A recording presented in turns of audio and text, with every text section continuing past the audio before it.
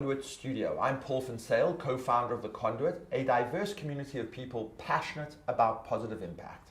We are recording this conversation live from COP26 as part of our efforts to bring you cutting-edge content, insights and expertise throughout the conference.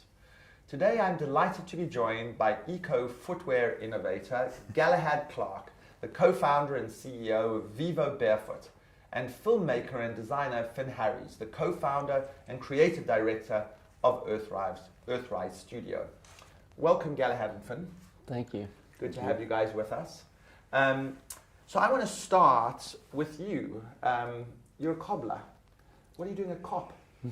Well, yeah, I come from a long line of cobblers, and you know the shoe industry is a devastating industry to the environment, and my forefathers have been making many shoes for many generations, and you know, I guess I'm lucky now to have the opportunity to try and atone for some of that terrible shoemaking. 22 billion pairs of shoes are made a year. Most of them end up in landfill, made in sort of ghastly factories, mainly in Asia, filling up warehouses, sold on discount, don't fit anybody, big padded soles disconnect us from the earth.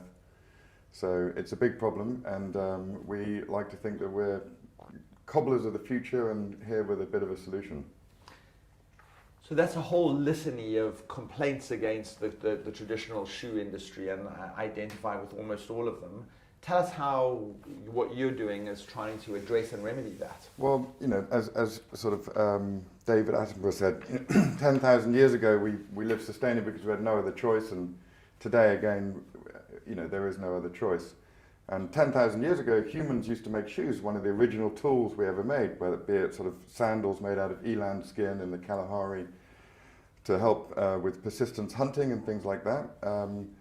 And again, the solution, I think, with modern technology is to go back to making shoes person by person, foot by foot, that really fit, allow the foot to do its natural thing.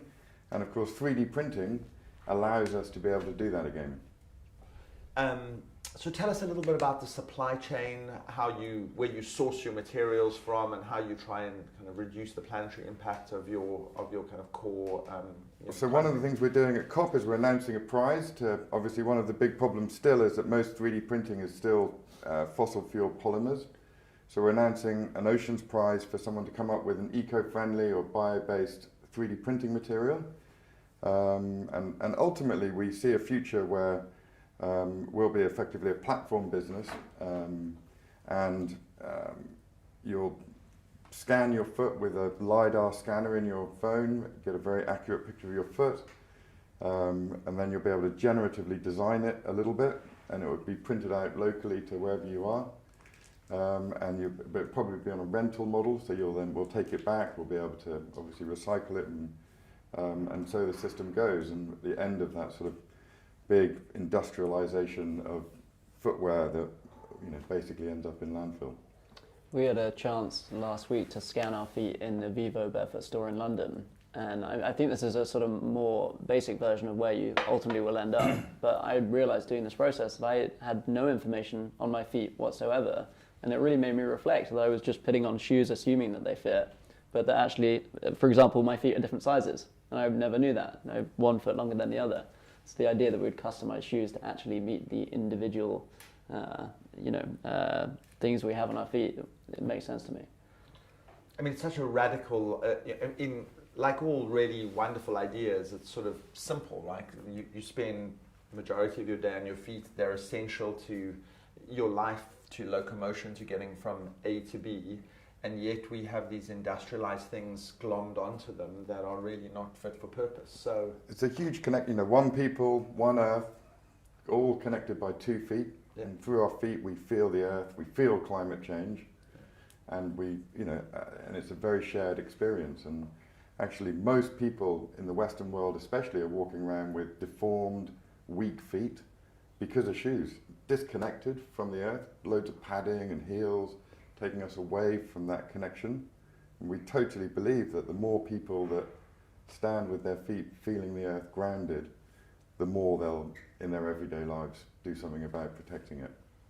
So you're a cobbler, but you're a wonderful storyteller, and you're a storyteller who's come to storytelling motivated by the climate crisis. Tell us a little bit about your journey, why you set up Earthrise Studios.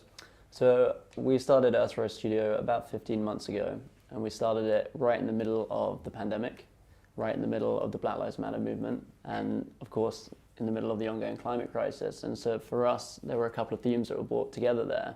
We were made aware of the link between personal health and environmental health from the COVID-19 pandemic. We were made aware of the lack of access for frontline marginalized communities to be able to express their opinion from the Black Lives Matter movement. And then we felt that the climate crisis has really been struggling to communicate with people, to engage young people, to provide an optimistic narrative for where we're headed and what we can do to take action. And so we built Earthrise as a way to try and start reshaping that narrative. And that's really an ongoing process. We're constantly exploring new ways of framing the crisis, bringing in new voices who perhaps don't otherwise have the opportunity to speak to this issue, but are often the most impacted.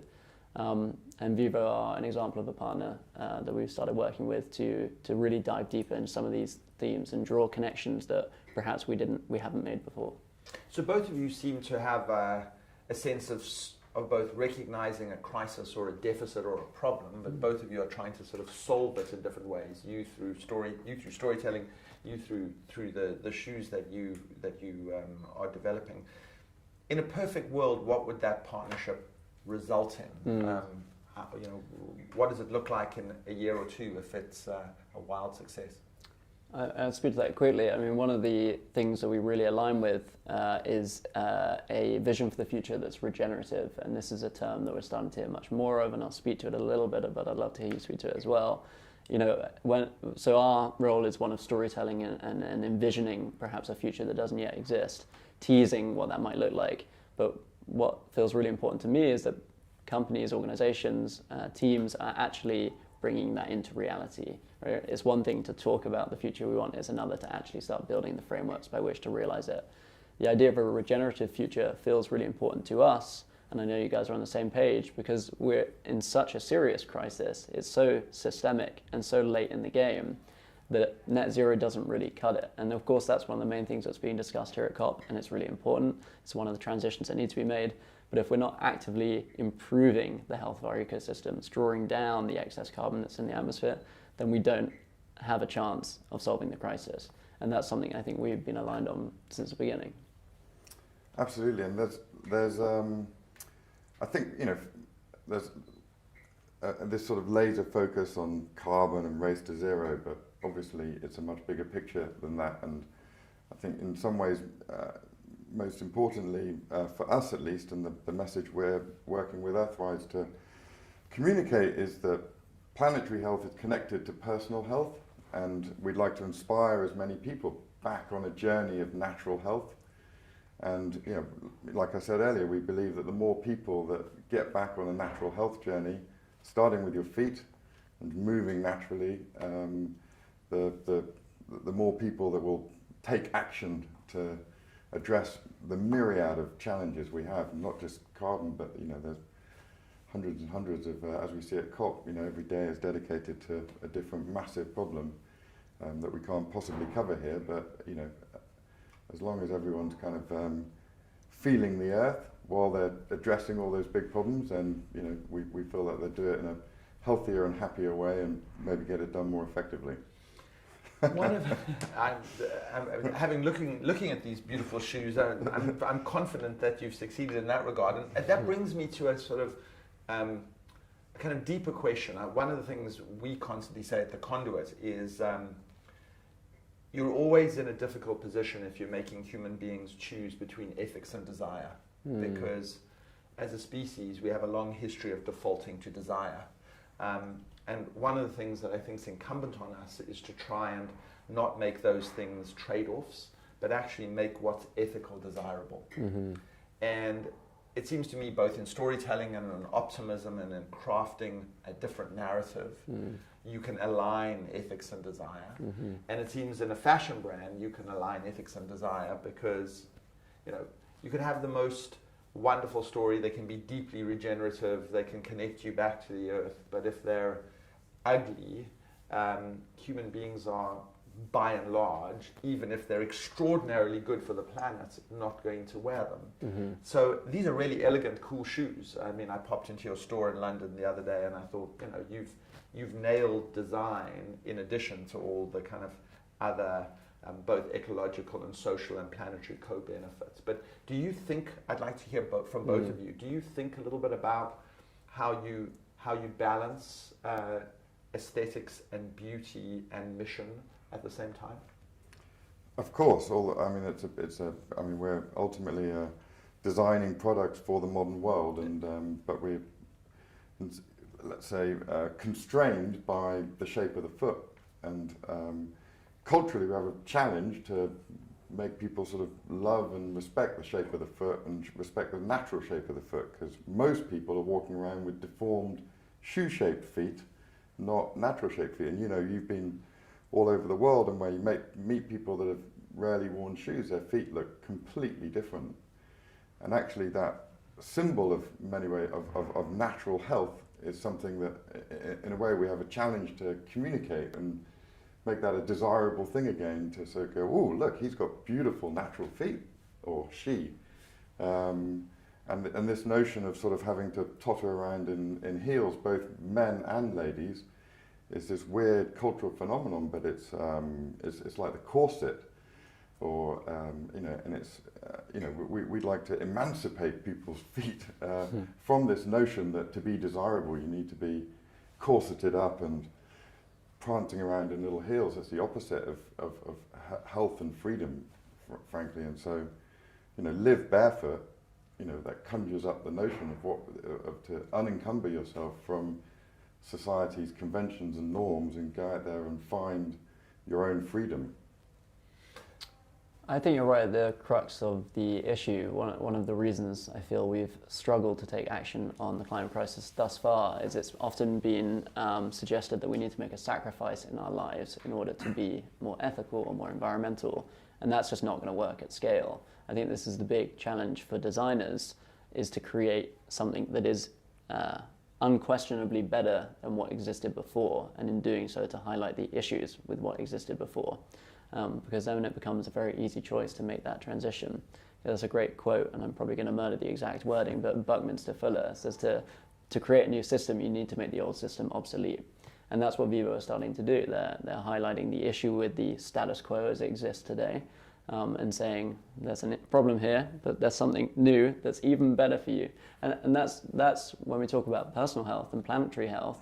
That's the point there, is that if we look after the planet, then we improve the health of humans. They're not disconnected. It's not a extra sacrifice or something a laborious task that we have to look after the environment. It's circular, so it impacts us in a positive way as well. So you mentioned circular, and you are doing Revivo, if I'm pronouncing it correctly. But tell us about the kind of circularity that you've launched and how that's going to work. And I mean, that's a basic level, really, pre the sort of systemic change we're talking about, which is just a simple notion that you can send your shoes back, we'll repair them, we'll refurbish them, we'll give them a second life, just to try and avoid as many shoes getting into landfill as possible. And we've repaired, I think, over 50,000 pairs in the last few months alone, which is great, but in many ways it just talks to the problem, as it were, rather than it's really having a systemic change. And ultimately, I think people, as you know, won't own things, and shoes will be no different.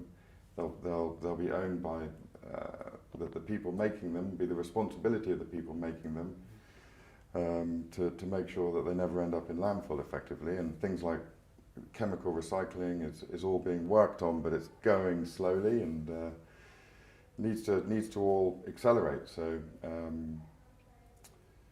Revivo is a stepping stone, I would say, to a truly circular future.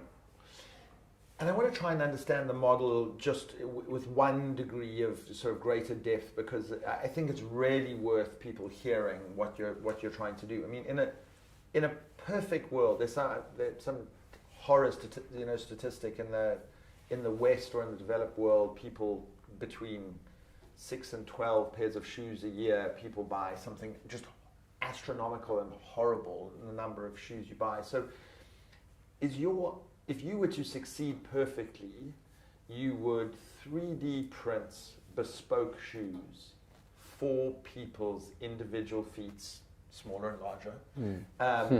And then you would be able to go back and have those repaired, and they would be done through a 3D printing localized sort of extrusion mechanism, with the input materials being in some way drawn from nature. So you've got an entirely natural input, and thereby people would own one or two pairs of shoes a year that they are made perfectly for their feet and then repaired. And the production is done proximate to you in local communities through a decentralized production mechanism. Is that what you... Amazing. And most importantly, people will be healthier and happier. Yeah. Podiatrists will be largely out of business. Osteopaths will be largely out of business. Yeah. Back pain will go away. People will be moving happier and healthier, spend more time wandering around the beautiful parts of the world and appreciating it and enjoying it. And that's ultimately what it's all about. I mean, the fact that the shoe industry is literally deforming us and weakening us on average. The average kid arrives in adulthood with feet that don't work properly, and hence a whole so many people in chronic pain, and it's a sort of public health scandal. It's ridiculous, and the last 100 years, a lot of what everyone's talking about here is just to unravel everything, all this progress we've made in the last 100 years, and obviously taking the best bits from it, and we're talking about very modern technology solutions here, but ultimately to go back to a lot of natural health and natural principles and ecosystems that work, like sort of the biodiversity of the gut needs to be the same way that the biodiversity of nature. So you are both entrepreneurs. You've set up your own businesses. You're trying to lead lives with deep purpose, but you're also trying to build viable businesses. And frankly, I think we're not going to get to where we need to get if we don't have people, you guys times many, many millions who are in some ways, embracing an entrepreneurial spirit and driving towards both successful businesses, but also innovation, integrity, storytelling. So I'd like to end with you telling us a little bit of what's been hardest about what you do. Because, so often these conversations are kind of happy talk, and anybody who's built a business knows that is just not the case. That businesses are difficult and complicated and fraught with complexity. And I think it's useful, actually, when you're telling all the extraordinary stories of all the good things that you're able to achieve in the world, also to say what's hard and complicated, so that when people who watch you go and seek to emulate you, they're not surprised a year in whether life is hard, because it's actually good to kind of tell people life is hard. Yeah, I'll tell you what's been most challenging for us, which is anyone who is critiquing the sort of dominant paradigm, the system that we all exist within, is going to find themselves being a hypocrite to some degree, because they themselves are ultimately still trapped within that system. And so we often discuss internally and struggle with the fact that we are complicit in the problems that we're highlighting. And I think where we've come to on that is to be very open and acknowledge that is the case, and that will be the case for anyone that is trying to critique, and that it's a process over time. You hope that there are enough people joining the chorus of critique and that the system starts to change. I think anyone who is wanting to be a disruptor has to be ready to play the long game in where they're trying to get, and experience the frustrations of contributing to the exact problem that you're criticizing. And the danger is that the system co-opts you, because the system is more powerful than you possibly realize, and it has many delights and benefits it can offer you along the way. Totally, it's a real battle. And even just to run a sustainable business, you're required to make profit, and that in itself requires you to play into the market, and you can very quickly lose the grip on the values that you espouse when you begin. This is a real challenge. Beautifully articulated, I agree with that, to be able to hold those contradictions in oneself is very important. You know, we live in an oxymoronic world of ethical business and eco-fashion and barefoot shoes. They're all great oxymorons, really. You know, it's absolutely playing the long game. I mean, look, we're still massively up against conventional wisdom, and in a world where not many people are interested in getting educated, cognitive dissonance abounds, right? So we're just up against collective consciousness on many levels, and especially where people sort of are not that interested in long, rational discussions and want to be emotionally inspired and titillated, to the point about growing a sort of business that's trying to change things, but ultimately operating in a slightly flippant world. We make a lot of compromises, frankly, and contradictions, and we spend more money marketing through bloody the metaverse than we would like to, frankly, etc., etc., etc. And just making soft, flexible shoes that are not like other shoes is in itself harder than making big, spongy things that are kind of easier to stick together, and they, you know, by definition, because they flex more and move more, they fall apart more easily. So that's been a never-ending challenge in itself. I mean, and to conclude, you know, I identify deeply with that. We run the Conduit. It's a community of people passionate about positive social change. We try and connect people together so that they can accelerate and support and be generous. Our mantra is Ubuntu. You know, I am because we are, and we spend a lot of time trying to accelerate good by connecting people, and yet you have to be a member of the club. And if we didn't have a club model, it would be difficult for us to be a viable business. So that sense of the contradiction in what you're choosing to do is something that I think every entrepreneur who's trying to do good is a better entrepreneur if they are cognizant of it. So I'm incredibly grateful for the conversation. I'm super excited you guys are working together. We will be rooting from you, not from the sidelines, but on the field. And I can't wait to see the shoes, you know, do what they need to do, and watch your next show. Thanks, we're Paul. really honoured to be part of the Conduit Club as well, and you know, it's exactly that. It's going to take a massive ecosystem of thousands and thousands of businesses all aligning around regeneration, and you know, you guys are a really special place in London, and you know, we're obviously here to be part of that ecosystem, and so thank you for everything you're doing to help pull us all together. An ecosystem for good is a good final note here Yes. at COP26. So thanks, guys. Thanks, Paul. Thank you.